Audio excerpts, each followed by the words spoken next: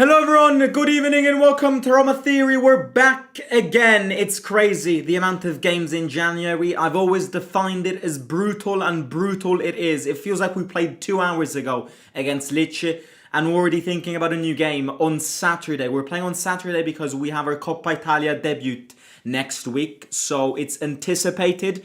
A lot to go through today. Also, when it comes to transfer window, apparently Raspadori is a done deal. Fabrizio Romano, Matteo Moretto, and everyone has basically confirmed this. And lately, I was reading this literally before clicking on the go live button. La Gazzetta dello Sport is saying that Zirkzee is also close. Is closer, so that's very interesting. I mean, ironically, there's a doubt because Morocco face Cameroon. And El Enaoui, of course, is Moroccan. And it's, I believe, one of the quarterfinals tomorrow at AFCON. And ironically, I read some people going that it's better for us if El Enaoui eliminates Cameroon because the quicker Mbeumo gets back to United, the quicker they'll release Zirkzee. So ironically, I mean, whoever goes through tomorrow, either Morocco or Cameroon, technically will bring some benefits to us. Whether that's El Enaoui coming back or speeding up potentially this this Raspadori move. This is where I want to start. Oh, by the way, new layout. Yes, I've changed the layout because we need some change. So definitely, we've changed the layout. I'm not sure if this is going to be the definite one. I definitely want to add more colors, so I'm 100% keeping the logos of the team we face. But I'll update it. I'll work on it tonight. This is probably not going to be the definite one, but this was all right for today's stream. But I'm glad you like it. Hit that like button, subscribe to the channel, share this video with your friends, do all of that beauty down below. Look, a lot of people are critical of Raspadori. I want to start with that because, in fact, let me read the latest updates because they're coming through from Fabrizio Romano. Atletico Madrid, by the way, played tonight in the Spanish Super Cup semi-final against Real Madrid. That's a very interesting game. But just to read you what Fabrizio Romano told us today. Where is it? Hang on. He basically said that the deal is almost done and that Roma is advancing on personal terms with Raspadori as well. Hang on, I can't find it. Let me go on Twitter here. That's Ole Gunnar Solskjaer. Hang on. I really want to read this. Because maybe... yeah, there we go. AS Roma are hopeful to get final green light from Giacomo Raspadori later this week. Negotiations will underway after deal done between the clubs. So the deal is done between the clubs. Apparently, personal agreements have also been reached with the player. The reason I think we're not having an immediate here we go tonight is the fact that Atletico Madrid are playing tonight. So I reckon even after tonight's game, we can have a few key updates, potentially even a here we go. But Raspadori will become a new Roma player. That's going to be confirmed, and that's basically a here we go. I've seen a lot of not criticisms, but negative opinions on Raspadori. I think, as always, I've repeated this about 20,000 times and will be bored of me of saying this again, but you need to back this manager however he wants. Raspadori is Gasperini's first pick, and I can guarantee you this with my blood signing on a piece of paper. Gasperini wants Raspadori. Gasperini wanted Raspadori at Atalanta, so the idea of getting Raspadori is a top priority for this manager. Absolutely it is. Whether you like it or not, that doesn't mean that you need to like the player or not. You can have your own opinion on the player. But this is a top pick from the manager. So that's the most important thing for me. Do I like the player? Do I think there's better players than Raspadori in my vision of football? Absolutely. Do I think Raspadori is the prototype player that we need? Probably there are better prototypes 100%, but this manager has asked for him, and the fact that we've backed him on his top priority for me is a good thing. Because for me, every player that you sign moving forward needs to be a player I'm gonna get Raspadori and Gasperini mixed up because somehow for me it's the same name, or at least it sounds identical.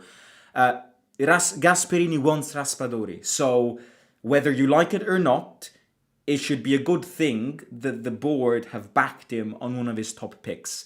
And answering to one comment in the live chat that goes, Raspadori is nothing more than a super sub. I completely disagree, and I could not disagree more.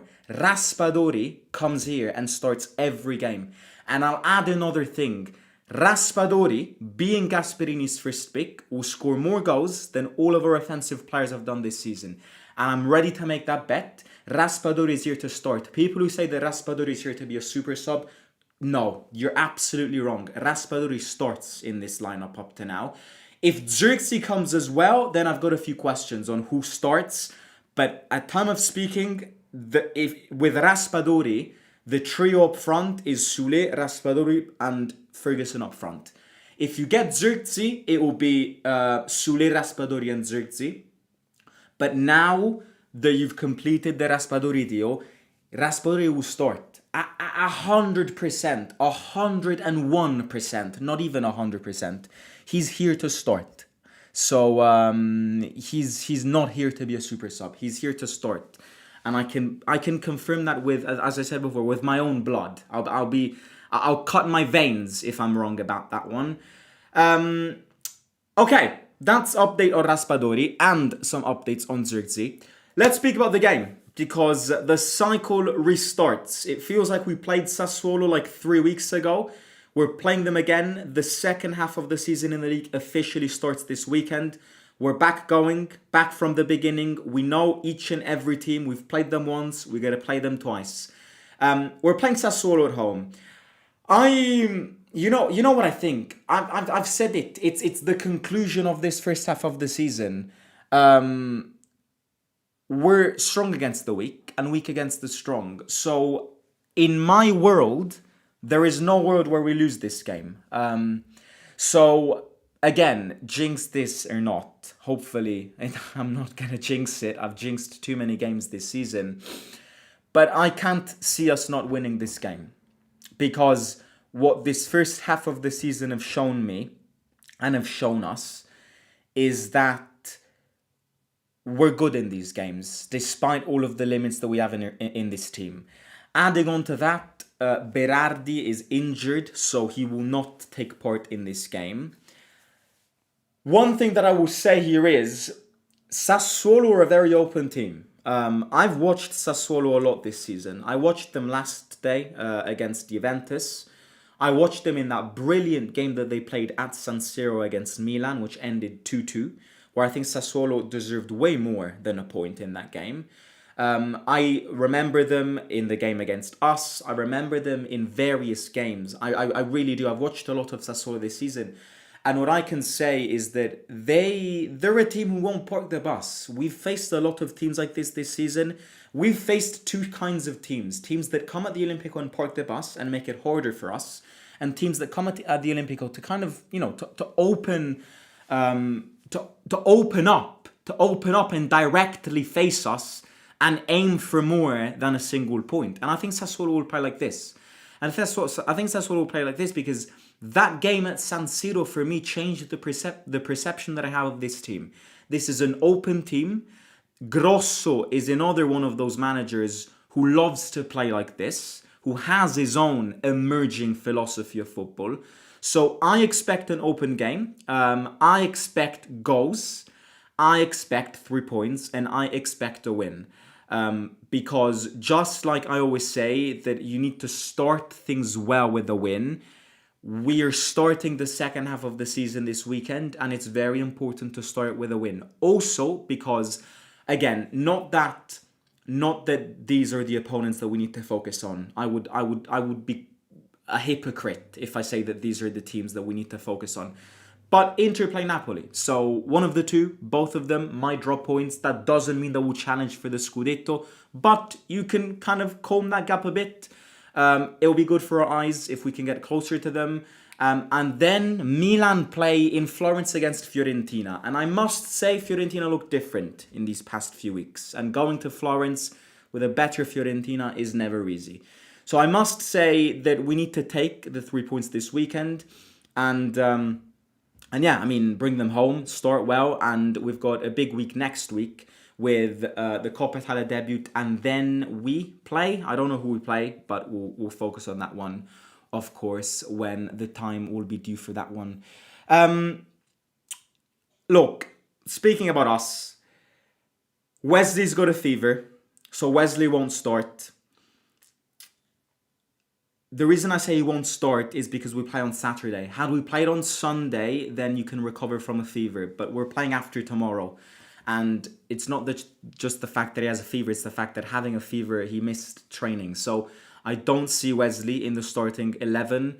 Mancini and Hermoso are back from their suspension, so they'll definitely be back in that defense. I think Ziolkowski starts because I think Ziolkowski lately has matured a lot in a sense. Played a great game on Tuesday against Lecce, so I'd start him again. Look, my only surprise here is Tsimikas.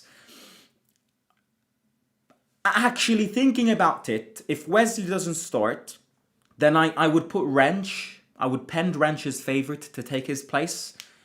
But I have something in me, in my gut, telling me that Tsimikas will start this game. So I've gone with Tsimikas for that reason. Cilic on the other side. Cristante suspended, so Pisilio will start next to Kone, who I think is absolutely knackered, but he needs to start this game because Cristante is suspended. El Enaoui, regardless of whether he'll get thrown out tomorrow, won't be ready for Sunday's game. So Kone hasn't been perfect lately. I have spotted this in match reactions. I have spoken about this. So I don't expect a bright Kone, but he needs to start because we have no other solution. Like, genuinely speaking, there is no other midfield solution. And then up front, Matty, Paolo, Ferguson. I think that's going to be the trio. I want Ferguson to start because he's picking up some consistency, and that's the best thing that we can ask for strikers. Dovbyk, of course, won't be available. Got that minor injury on Tuesday against Lecce. I was reading that Sule had personalized training today. I'm not sure whether he's unfit or it was just a tactical thing. If Sule isn't fit, then I expect Dybala and El Shaarawy to start behind Ferguson. But I'm faithful that Sule is going to start this game, and I'm going to go with that trio in attack. Look, generally speaking, to introduce these games, I always say that, I mean, maybe not specifically this one, because as I've said before, Sassuolo are going to come round to Rome. I expect them to play a very direct game to you. They won't wait for you. They're going to try and attack you. Had we played with a more defensive team, I would have probably said it's always better to score a goal in the first half, because the interesting fun fact of this first half of the season is that whenever we score first, we never lose and we never draw. That's fascinating. I mean, if when we concede a goal, we never draw or we never win, apart from that Fiorentina game, when we score first, we always win. And those are kind of the two biggest paradoxes of this first half of the season. It means that when you concede, you don't have the offensive abilities to capitulate and win.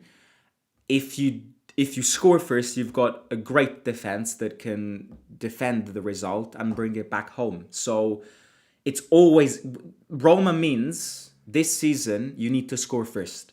Because if you don't score first, you've never won apart from one game. And it would be brutal not to get 3 points on Saturday. So we need to get that win.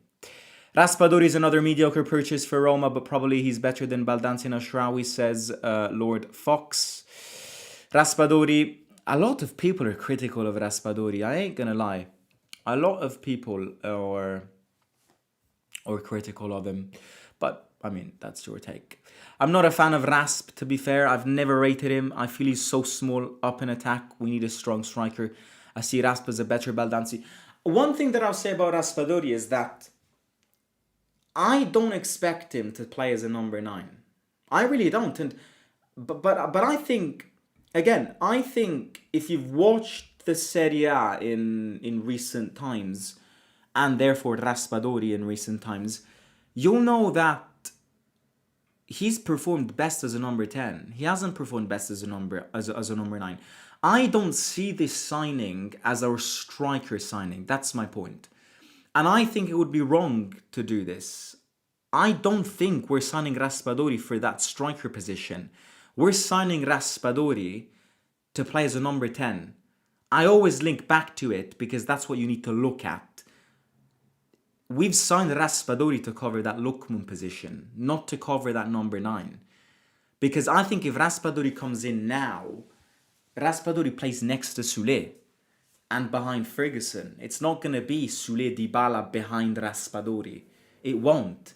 It'll be Raspadori and Soulé behind Ferguson, and that's how it should be. I'm not a fan of Raspadori as a number 9. I completely agree. I'm not a fan of small strikers.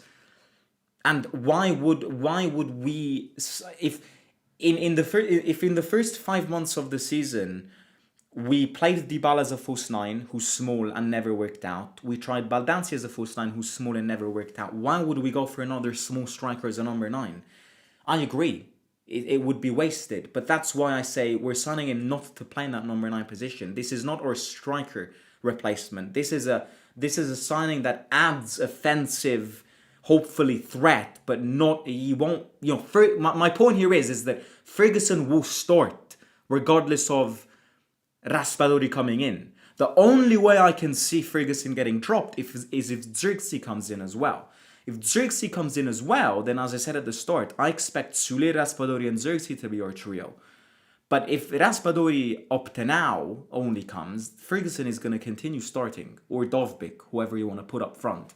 But Raspadori won't be our number 9. I don't see Roma weak against the bigger teams, but in a way unlucky, a lot of opportunities missed where we could have picked up more points. We play Torino after Torino. Hope we see some Angelino miss him. We play Torino back-to-back indeed, because we've got them in the Coppa Italia. Chilik and Soulé always connect well on the right. Excited to see them on Sunday. Oh, sorry, I've missed a shit ton of comments. It could be a good signing. We lack this type of player, says Kazi. Sassuolo opens their legs to being raped every time they play Juventus. Yeah, I must say, Sassuolo's coming from a very, very, very bad game against Juventus. I think Juventus played a very good game, ain't gonna lie, but they asphyxiated Sassuolo. I don't remember Sassuolo having one shot on target. So, yeah, I mean, they're coming from a bad game, I agree.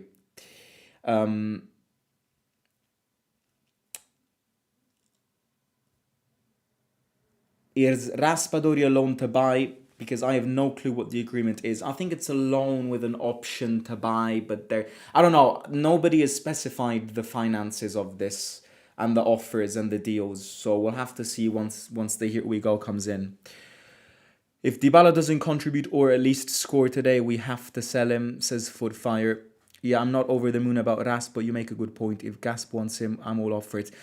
Ras, I'm sorry, but from now until the end of the season, if Raspadori and Gasperini are on the same universe and world, I'm gonna confuse the two so much. Rasp and Gasp to me sound identical. So there are gonna be times where I go Rasp's press conference, and there are gonna be times where I go Ferguson, Soulé and Gasp in attack. Love your channel and passion coming from Ireland. How was your time in Dublin? It was great. It was great. It actually never rained. I packed jackets, keyways, scarves. It wasn't actually that bad. It never rained, and it wasn't that bad. The cold wasn't that bad. But yeah, nice city. I was there with a friend, so yeah. Good city. A lot of Guinness. Very good. We've split the G multiple times. United aren't planning to buy anyone, so therefore I hardly doubt they even think about selling Zirkzee. Are you happy with Ferguson? Do you think he has potential to become a top-class striker? He's still very young. To say that I'm happy with Ferguson is a big statement. To understand that he is improving and grabbing consistency, I would be lying if I said I didn't agree with this. But to call him a fantastic striker that I would spend 40 million on, I would have to probably, keeping it to the Irish theme, I'd probably have to be under 8 pints of Guinness to say that. But he's got a lot of time to prove me wrong. I met him on a plane to Dublin. And ever since I had to talk with him in that plane, he's started scoring goals. So I deserve some credit for that as well. Okay. Why do you have an Irish accent? This is actually insane because everyone says I have an Irish accent, but I clearly don't. I've got no connection with Ireland. I genuinely don't. But you're not the first person who says this. I have no connection whatsoever with Ireland. I am Italian 100%. I just speak English because I went to an English school here in Rome, but I've got no connection with Ireland. I'd have to do a DNA test. You know, people do DNA tests to see if like they're the grandparents of their grandparents of their grandparents of their grandparents of their grandparents belonged to some other ethnic groups. I'd have to do that one day, and the Irish answer will definitely come out because everyone says it. Raspadori.